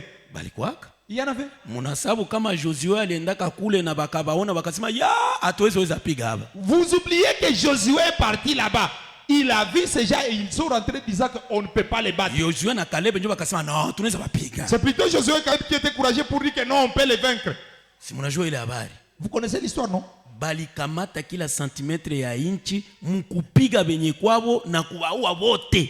Ils ont occupé chaque centimètre du pays en frappant et en tuant tous les habitants de ce pays. Mwalifaka vile haiko shetani ni Mungu. C'est lui qui avait fait cet acte-là. C'était pas Satan, c'était Dieu lui-même. Balibuwa bale batu. Ils ont tué ces gens-là. Na njo bakabakiaka sasa pa. Et c'est là qu'ils sont restés occupés à cet endroit. Na leo kuko vita ilianja ile siku kama ni jeudi wala vendredi. Juzi njo ilianza. Vita ingali mpaka sasa. Il y a une guerre d'ailleurs qui s'est éclatée encore là-bas. Et avant-hier. Vita combat. Il y a une guerre. Et ule Mungu wa Israeli angana bapiga tu wala wana. Le même Dieu là d'Israël continue à frapper ces gens-là. Mungu Dieu alinyang'anya watu nchi yao na mpaka leo bale babwana habana nchi sahihi. Il a ravi aux gens leur pays et jusqu'aujourd'hui c'est à qui il a ravi, ils n'ont pas de pays. Sunona saba lirudia hapa 1946. Ouais, quand ils sont revenus en 46. Ile unasikia Branham iko nasema. C'est que vous avez entendu Branham dire. Depuis balirudiaka. Depuis qu'ils sont revenus. Piga watu. Ils ne sont qu'en guerre. Na bakabanyang'anya nchi yao. Et ils sont en train de ravir leur pays. Njo banaitaka ba Palestiniens. Et ces gens-là qui les ravissent les pays sont des Palestiniens. Mais nous, mais nous, ju tunaamini Mungu tunasema bo. Parce que wale bwana inchi ni ya bandugu yetu ba juife. Nous, parce que seulement nous croyons en Dieu, nous disons non, non, ce pays appartient à nos frères les juifs. Kama ule Palestina banampiga banamuua kule usimulili. Donc si on frappait au continent palestinien, n'allait pas faire le deuil. Hapana, usilete compassion ya contraire. Non, non, n'ayez pas de compassion contraire à Dieu. Hapana. Amen. Lazima wapigwe. Ils doivent être frappés, certainement. Yani ile nchi ni ya Mungu. Donc ce pays-là est à Dieu. Sasa nilitaka niwajulishe Alors, wandugu. je voulais vous apprendre, mes frères, Ya kwamba que sasa États-Unis ndio vile liengewa. les États-Unis, c'est comme ça qu'ils ont été formés. Batu balianja toka sasa batu balianja toka unaona ile mainchi nakala Bulaya. Vous voyez tous ces pays de l'Europe. Europe. Le pays de l'Europe. Manake France, C'est-à-dire la France. Angleterre, L'Angleterre. Portugal, Le Portugal. Autriche. L'Autriche. À l'époque ilikuwa ka Autriche Hongrie. Wakati ule ilikuwa Autriche-Hongrie. Espagne. L'Espagne. Zile ndio zilikuwa kama puissance ile époque. C'était ces pays-là qui étaient des puissances à l'époque. Ça Christophe aleta habari aseme huku kuko fasi. Quand Christophe est allé dire que non, il y a une place ici, Batu wakaanza kuwa na hamia kule. les gens ont commencé à déménager vers là-bas. Sasa hapa biko banahama kila mtu anaenda na lugha yake. Pendant qu'ils sont en train de déménager, chacun partait avec sa langue. Mimi na frere tukikuwa na lugha moja tunaenda. Si moi et les frères nous avons la même langue, Juli nous kwa allons dans notre coin. ni pori kuna maminere mingi. États-Unis inakuwa na minere mingi, msiko na Tanganyika nyeba Les Kongole. États-Unis ont beaucoup de minéraux. C'était une Inakuwa na forêt, minere beaucoup mingi de sana. minéraux. Les États-Unis ont beaucoup de minéraux. Sasa bwa bachimbake yabo nyumba na kuyaka kwa ya huku. Maintenant, ils n'exploitent pas leurs minéraux. Ils viennent plutôt exploiter les nôtres. Siku za kule zitaishaka. Parce que quand c'est de Hii là on yetu finira, les ndio nôtres ici, itabakiaka na watu wote watatu c'est kunjia ce qui magoti. restera. Alors tout le monde viendra ici. Ndio maana bakisikia petrole iko kule banakuya kwa ile C'est banaacha pourquoi yabo. s'ils apprennent qu'il y a du pétrole quelque part, ils laissent les leurs, ils vont là-bas. Oro iko kule banakuya hapa Oh, kwa. il y a de l'or, ils vont jusqu'à Goma. Diama biko nayo. Ils en ont aussi là-bas. Lakini banapenda bamalize yenyu kwanza. Mais ils veulent d'abord terminer les votes. Njoo inakuwa ka idée. Voilà l'idée. Mais usikuwa nawaza kama biko ba pauvre. Ils n'allaient jamais penser que c'est des pauvres, non. Wewe njoo ujue géographie. C'est toi qui ne connais pas la géographie. Alors sasa Maintenant, bakanja enda kule. ils ont commencé à aller là-bas. Bakanza enda kule. Ils ont commencé à aller là-bas. Français anafika alienda na Français ndugu yake qui français. Biko nasema français. Et on commence à parler le français. Espagnol anafika. Les Espagnols arrivent. Ils Vile parlent na ville, espagnol. vile na ville. Et si tu Anglais dis- anafika anasema Les anglais. Anglais aussi arrivent. Ils parlent Portugais anglais. anafika anasema Les portugais. Portugais arrivent, parlent Si portugais. watu waisha yala kule. N'est-ce pas que tout le monde était déjà là? Est-ce que kuko chef? Est-ce qu'il y avait un chef là-bas? Hakuna chef. Il n'y avait pas de chef. Silikuwa pori tu tunakuya. Ce n'était qu'une forêt, tout le monde venait. Munakuta ba indien njo biko saba pygmée munabaua na munabaki hapa. Vous arrivez là-bas, vous y trouvez des Indiens qui sont comme des pygmées ici chez nous. Vous arrivez, vous les tuez, vous Kisha occupez l'endroit. Angleterre Alors l'Angleterre ikasema mbo a dit bon, mimi nenda kamata ile nchi kule. moi je vais posséder ces pays-là. Angleterre ikaenda, L'Angleterre est partie. Espagne nao ikaenda, L'Espagne aussi. na France ikaenda. Et la France. Hapana Espagne, je voulais dire Portugal. Pas l'Espagne, mais la Zikaenda, Portugal. zile tatu zikaenda. Ces trois pays sont partis. Angleterre ikakamata hii yenye banaitaka États-Unis. L'Angleterre a occupé cette partie qu'on appelle les Sono ilikuwa États-Unis. continent yote ya Oui, Amerika. c'était tout le Hii continent américain. banaitaka États-Unis. Ce qu'on appelle les États-Unis. Njo kwenye Angleterre ikakala C'est ce que na l'Angleterre a ikakamata possédé. kipande ya Canada. Et une partie du Canada. France nao ikakamata ingine kipande ya La Canada. France a aussi occupé l'autre partie du Canada. Kisha Portugal ikakamata hivi vya chini, Le Portugal a pris tout ce qui était au sud. ikakamata Argentine, Prenant l'Argentine. Colombie, ziko mingi kule vile, Il y en a Brésil, beaucoup. Brésil, Brésil. Mexique ikazikamata. Le Portugal a occupé tout ça. Sasa njo hii ya huku chini banitaka Amerique Latine, C'est maanake pourquoi? Amerique yenye nasema lugha yenye litokea mukilatin. C'est pourquoi tout ce qui est au sud, on l'appelle Amérique latine parce que ça vient ici du latin. Amen. Amina. Njo vile Voilà. na njo vile Canada nako kunakuwaka lugha mbili, C'est pourquoi au Canada aussi il y a des langues. kuko Canada anglophone na Canada Il francophone. y a le Canada anglophone et le Canada Na francophone. Angleterre sasa yo ilikabeba ile grande partie banaitaka États-Unis Et d'Amérique. l'Angleterre a occupé la grande partie qu'on appelle les États-Unis. Njo balipapaka fasi yenye kuna kulare ya mingi. Ils ont occupé cet endroit qui avait Jubo beaucoup njo liko d'argent. karibu. Parce qu'ils sont tout près. Angleterre inakwaka kisanga sawa vile ijui. L'Angleterre c'est une île comme l'Idjui. inakuwa mkatikati ya Océan Atlantique. C'est au milieu de l'océan Atlantique.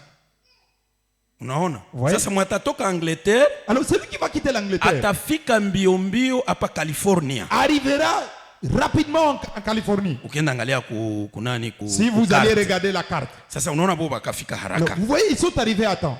Bengine batafanya safari bafike kwanza kwenye boba na kalaka njo baendeleshe. Les autres ont commencé d'abord le voyage.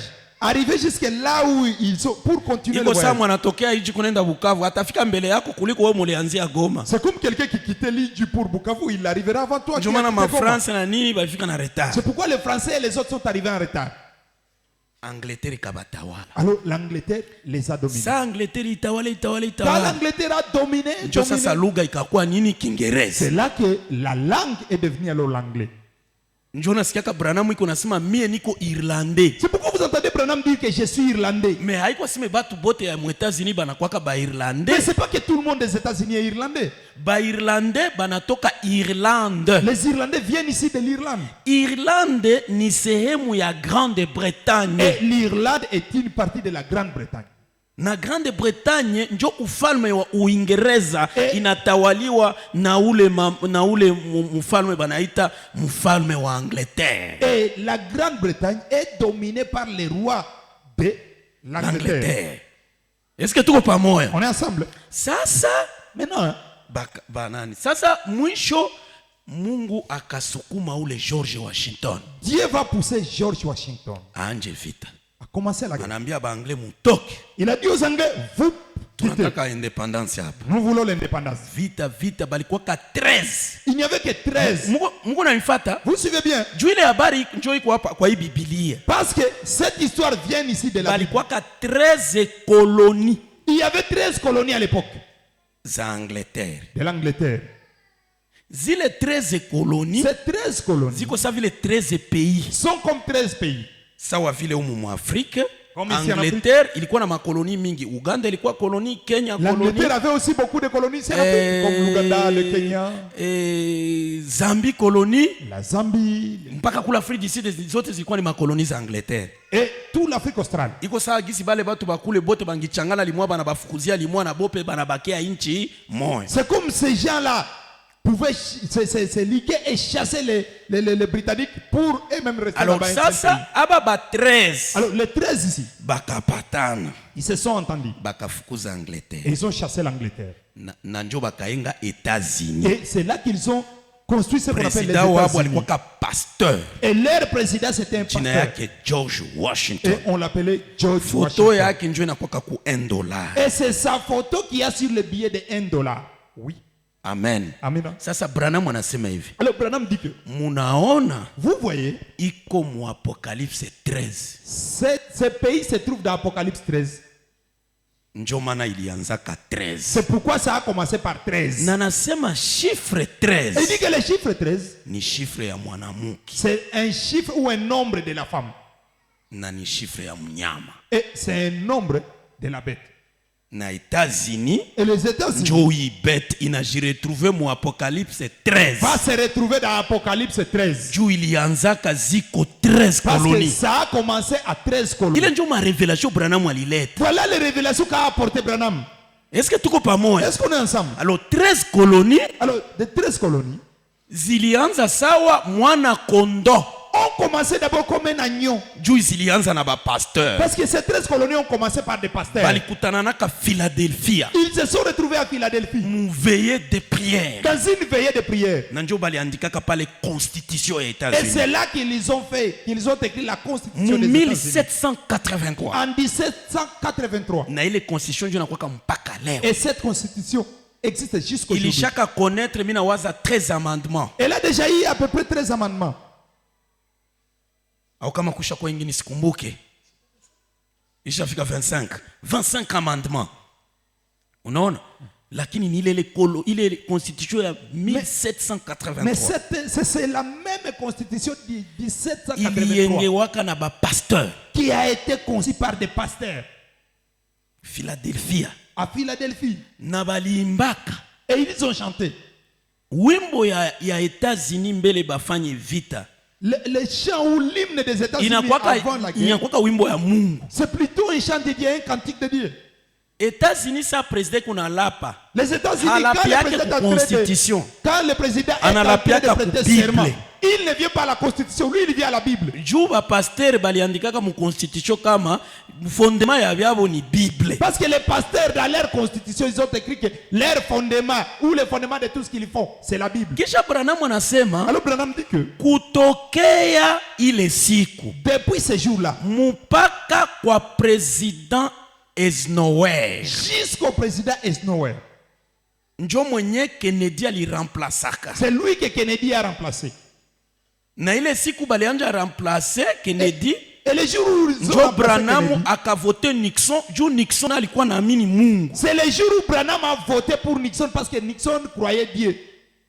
Est-ce que tuko pamoja ba Est-ce qu'on est frère? ensemble mes frères? Sasa nabii anasema depuis George Alors Washington le prophète dit que depuis George Washington mpaka Eisenhower jusqu'à Eisenhower, bale bote bote balikuwa batumishi ya Mungu. tout ce monde-là était serviteur de Dieu. Njo mkomba Abraham C'est là Lincoln qu'il y avait des Abraham na Lincoln wengine. et les autres.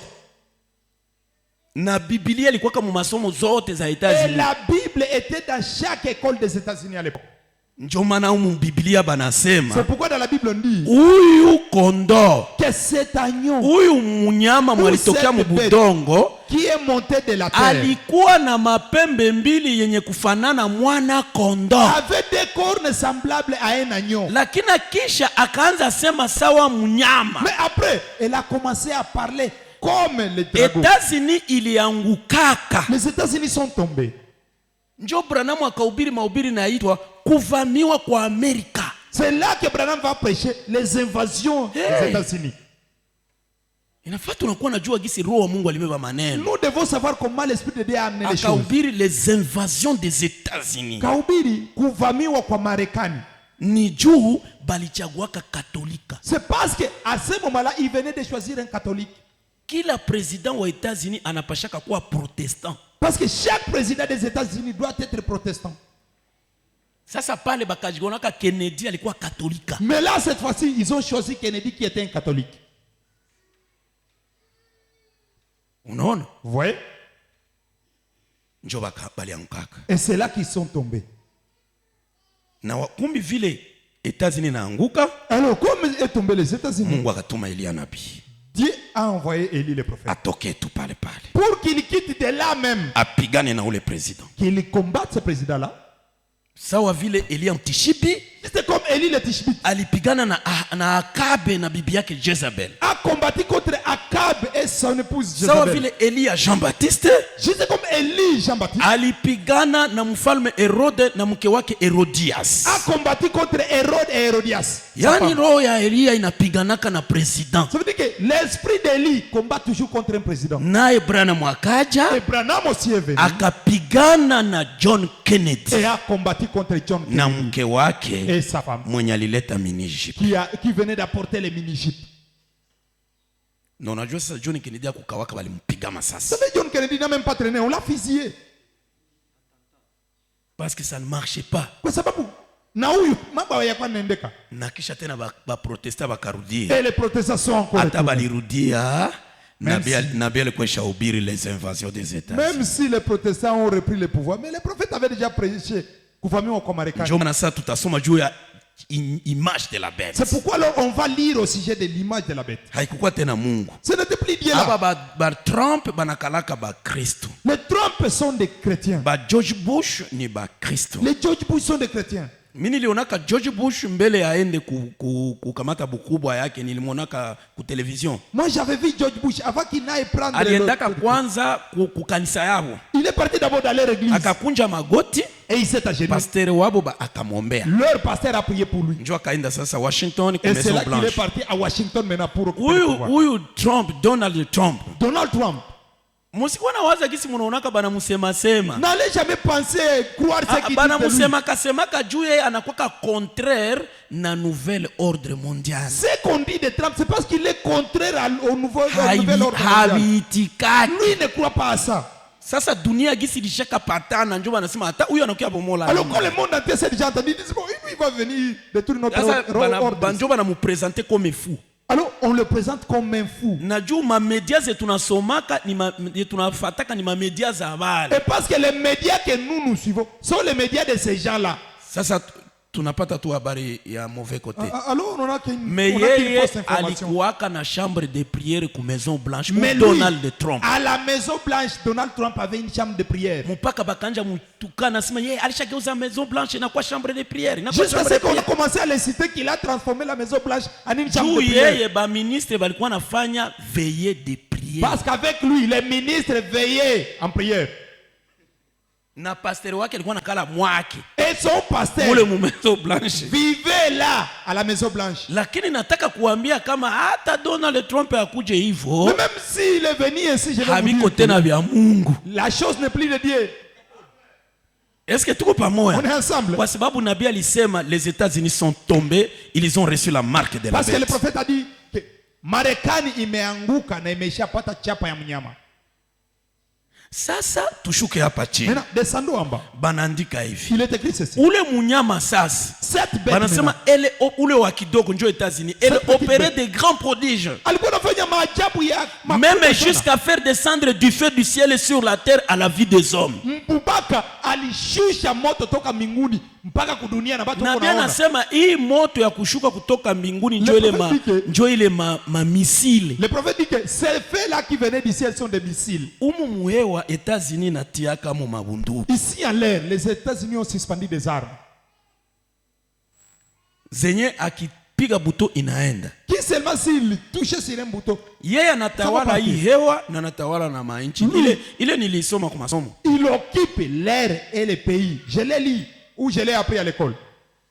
Na ifa bana mwanasema sasa unaona huyu mnyama iko na ugopesha watu juu iko na shusha hata moto kutoka. Ouais, maintenant le prophète dit que vous voyez que cette bête elle est en train d'étonner tout le monde parce qu'elle fait descendre les feux même du ciel. Kisha banendele. Elle séduisit les habitants de la terre par les prodiges qui lui étaient donnés d'opérer en présence de la bête. Na akashangaza wakaaji wa dunia kupitia maajabu yenyewe alipeana yeye kufanya mbele ya ule mnyama. Akawadanganya. Il séduisit. Oui. Est-ce que tuko pamoja? Amina. Il avait séduit les habitants de la terre. Akawadanganya wakaaji wa dunia. À cause de sa puissance. Juu ya nguvu yenyewe alikuwa nayo. Et disant aux habitants de la terre na akiwaambia wakaaji wa dunia de faire une image à la bête wamufanyie mnyama qui avait la blessure sanamu de l'épée et qui vivait. Yule mnyama ambaye alikuwa na jeraha kwa upanga na aliyekuwa kiishi. Na bien nasema ile jeraha ni nini? Ni juu ile mnyama ilikuwa Rome. Rome ilianjaka politiki. Manake bafalme ya Rome banatawala mwenyewe mnaenda kwa masomo na kwa Empire romain d'Orient, Empire romain d'Occident. Hata Yesu sali kuyaka ba Rome ndio walikuwa wanatawala. Cette blessure là elle est venue comment? Rome à son état dominé. Et alors même quand Jésus est venu, il a trouvé Rome en train de dominer. C'est Rome qui dominait. Ni Rome aliyekuwa anatawala. L'empereur César. Auguste César. Auguste César. C'était lui l'empereur. Il était en Italie là-bas, en Rome, dominant le monde entier. L'Orient et l'Occident. Et maintenant, là-bas en Orient, il y avait le roi Hérode. Parce qu'un empereur, c'est un roi des rois. Amen. Maintenant, l'empereur Auguste César, c'est lui qui avait ordonné que tout le monde puisse aller se faire recenser dans son lieu d'origine. Vous connaissez l'histoire, c'est comme ça que Jésus est allé naître maintenant à Bethléem. C'est parce que Auguste César était là-bas à Rome, l'empereur des deux empires romains. Maintenant, l'empire, donc le côté orient était dirigé par le roi Hérode. Et la partie là qu'on appelle la Palestine, là où Israël était sous l'autorité du gouverneur Pilate. Et c'est l'époque de Jésus. Est-ce qu'on est ensemble, frère? C'est comme ça maintenant quand Jésus est mort.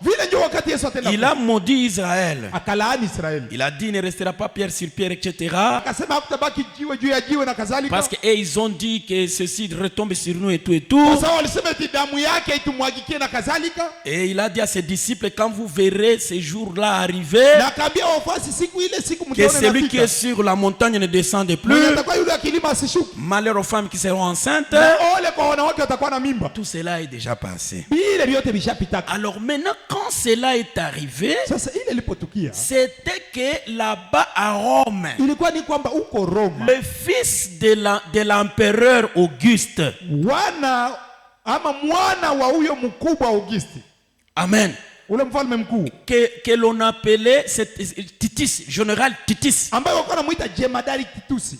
Vous comprenez? Mnaelewa? Voilà. C'est à l'an 70. Oui. C'est à l'an 70. À l'an 70, après Jésus. Alors, je ne sais plus si c'était César qui était à ce moment-là. C'est pourquoi j'hésitais. Alors, maintenant, le fils de l'empereur, je ne connais plus son nom. Il avait un fils qui était un général. Et qu'on l'appelait général Titus. Il est venu à Jérusalem. Il a barricadé.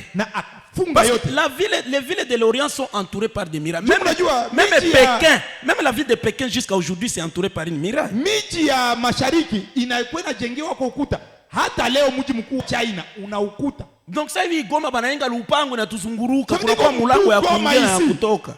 Comme tout Goma ici, on nous construit un muraille qui nous entoure. Ndio vile Yeriko ilikuwaka, ndio vile Jericho ilikuwaka. Voilà ce qu'était Jericho.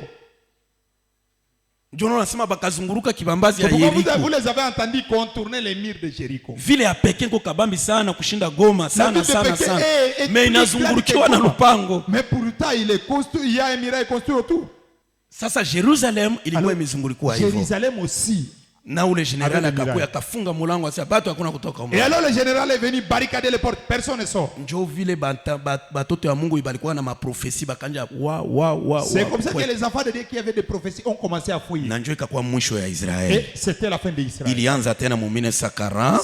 Ça seulement repris juste ici en 46. Alors yenye mimi napenda tufate ni hapa hivi. Ce que je veux qu'on suive c'est Njo narudia sasa ku question ya ndugu. Parce que c'est ce qui revient sur la question. Banasema ule munyama wa kidogo que cette petite bête alisha danganya watu juu ya mamiracle yenye iko nafanya. A déjà séduit les gens par les miracles qu'il opère. Na njo akaambia batu bayenge picha ama statue. Alors c'est là qu'il a dit aux gens de construire l'image ya munyama de la bête. Iko sa vile banaenga statue ya Mobutu. C'est comme on peut faire la statue de Mobutu. Au statue ya Lumumba. Ou celui de Lumumba. Au statue ya Kabila. Ou celui de Kabila. Est-ce que tuko pamoja? Est-ce qu'on est ensemble? Au statue ya chauffeur wa Chikudu. Ou alors la statue d'un homme d'un Chikuder. Sasa huyu munyama. Alors cette bête ici. Akaambia batu ya kudunia. Cette bête muyenge statue ya ule munyama kabambi mwanakalaka Rome. Construisez l'image de cette grande bête qui est à Rome. Na kisha kabambia bayabudu. Et il leur a dit de l'adorer. Est-ce que tuko pamoja? Alors, banasema, elle séduisit les habitants de la terre par des prodiges qui lui étaient donnés d'opérer en présence de la bête, disant aux habitants de la terre de faire une image à la bête qui avait la blessure de l'épée et qui vivait. Akawadanganya watu wote wa dunia, mkuambia wamjenge huyo mnyama sanamu na wayabudu. Tunasikia, munafata? Banaendelesha. Il lui fit donner d'animer l'image de la bête. Wakamupa yeye kupatia huyo picha hiyo sanamu ya mnyama uzima. Ikapata pumuzi. Mshakona statue naanza tembea. Avez-vous déjà vu une statue qui marche? Huyu munyama huyu Amerika. Cette bête de l'Amérique. Akapatiambia batu muyenge statue kwa munyama Rome. A dit construisez l'image de la bête de Rome. Muyenge kitu moja iko na mfanana. Construisez quelque chose. Quand ils l'ont déjà écrit, lui il l'a animé. Il lui fit donner d'animer l'image de la bête afin que l'image de la bête parla.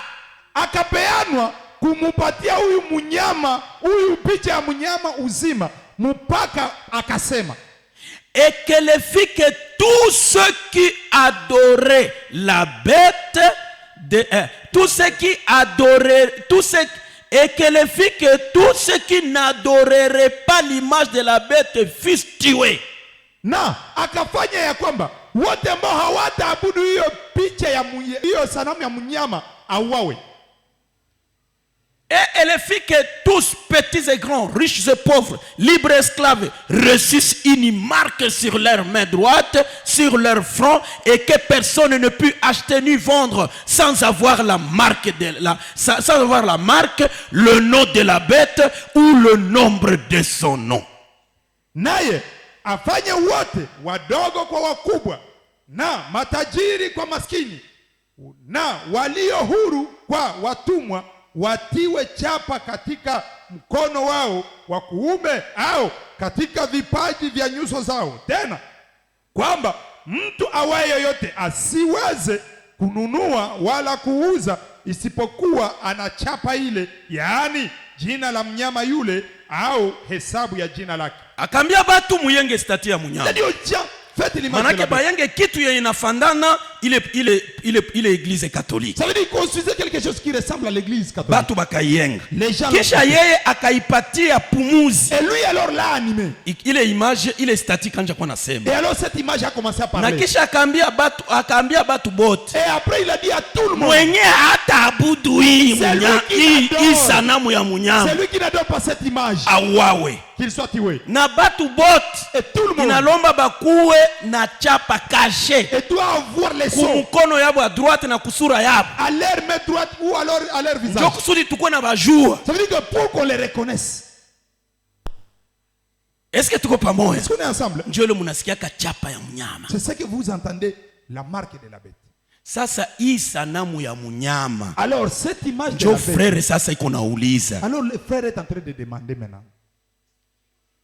Juba nasema bataengaka sanamu ya mnyama. Est-ce que ilishaka yengewa? Est-ce qu'elle a déjà été faite? Ndio nilisema sitasho ishakatimia ndio. Et c'est là que j'ai dit que la citation déjà accomplie. Oui. Iliambiaka batu bayenge ile sanamu ya mnyama. Les États-Unis ont dit à tout le monde de construire cette image. Et ils l'ont construit. Ile sanamu ya mnyama. Cette image de la bête. Ndio conseil économique de l'église. Muungano ya makanisa yote ya mudunia. Biro yake inakalaka États-Unis. Et son bureau se trouve aux États-Unis. Na batu bote et tout le monde benye habiko mule qui n'est pas dedans lazima wanapasha kuwa na shida, doit avoir des problèmes. Alors njo citation tout moyen tout asoma. Voilà l'unique citation qu'on va lire et partir. Il est une citation moi tout asoma. C'est l'unique citation qu'on va lire. Na tunaenda. Et nous allons partir. Qu'est-ce que signifie l'image de la bête? Réponse: le conseil économique des églises. Picha ya mnyama ni nini? Jibu: halmashauri ya makanisa. Alors tutasoma hapa. Alors nous allons lire ici. Branham anasema ou question et réponse. Dans question et réponse. Et du 15 mai 54. Ya tariki 15 Mai mwaka 54. Alors Frère Branham dit. Le prophète dit. Une bête, paragraphe 46. Vous pouvez, je vais aller vite parce que mon temps est passé l'argent. J'ai déjà bouffé 14 minutes. Une bête. La Bible dit qu'une bête veut dire une puissance. Et la bête était la cité du Vatican. La hiérarchie catholique. Et paragraphe 48. Si quelque chose était fait à mon image, cela devait me ressembler. Si quelque chose était fait à l'image de cette église, cela devait ressembler à cette église. Quelque chose était fait. Une bête, on a fait une image à cette bête. C'était le littéralisme, le méthodisme, le baptisme, le pentecôtisme, le synthétisme. Tous ces ismes ont formé une organisation et se sont fait une image semblable à la bête.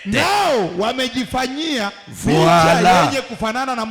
Et dans l'exposé, il dit dit, Na katika maelezo anasema les groupes de la fausse église se rassembleront makundi ya kanisa la uongo dans un yatakusanyika conseil économique des églises. katika ile halmashauri ya makanisa. Ce conseil économique des églises Ile halmashauri ya makanisa est l'image faite à la bête. ndiyo ile sanamu iliyofanyika kwa mnyama. Njo maana munaonaka bapasteri biko banapigana mamu message tusiingie ndani. C'est pourquoi vous voyez les passés du message combattre pour que nous n'entrions pas dedans. Juu Parce que shie njo bale benye tunakatala nous sommes ceux qui refusent kuheshimia ama kuabudu d'obtempérer ou alors picha ya d'adorer munyama. l'image de la bête. Ile picha ya munyama njo le renyo yenakusanyisha makanisa Et yote. cette image de la bête est ce conseil là qui Shie rassemble toutes les hatuwezi églises. enda mwayo. Nous ne pouvons pas entrer dans ça. Kama barasambo nyia mkwenga tunafunga kanisa yenyu bafunge. S'il disait que comme vous n'êtes pas entré dans les conseils, on va verrouiller vos églises, qu'ils verrouillent. Hatutaabudu mnyama Nous n'allons pas adorer la bête. wala chapa yake. Ou alors son image. Hatuogope Amerika. Nous ne craignons pas les États-Unis. Hapana. Non. Bwana Mungu Que awabariki. le Seigneur Dieu vous bénisse. Amen. Tushimame kuomba Mungu. Lèvons-nous pour prier. Seigneur mon Dieu, quand à mon étonnement, je considère